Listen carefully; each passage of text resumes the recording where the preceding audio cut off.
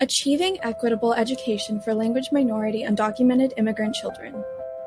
This is Backpacks for Kids, a nonprofit that packs and ships backpacks with educational and hygienic materials to children at the U.S.-Mexico border. We believe that no child should be mistreated as a result of a nation's political division and policies, so we designed a process that would involve gathering donations to pack backpacks filled with educational materials and hygienic materials.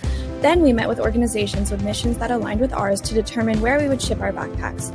Our hope is that our backpacks will brighten the days of children facing the darkest of experiences, offering strength through humanity. Every day, the media portrays the stories of undocumented youth.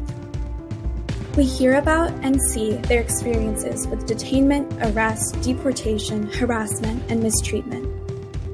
I propose that we need to look more closely into what happens in the lives of these youth. What does the media not present to us? I began to wonder how we could make our backpacks more accessible and helpful, and my main concern became language.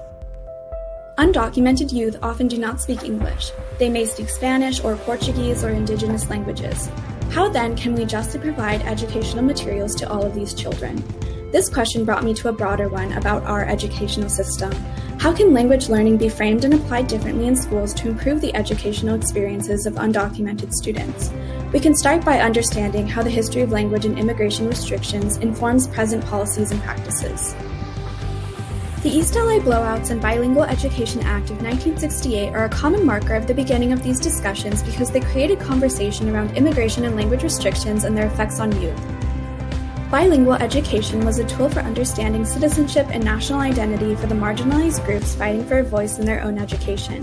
These acts of restriction and consequent protest led to processes of negotiation between the government, school administrators, teachers, parents, and students that eventually led to thoughts about bilingual education in schools.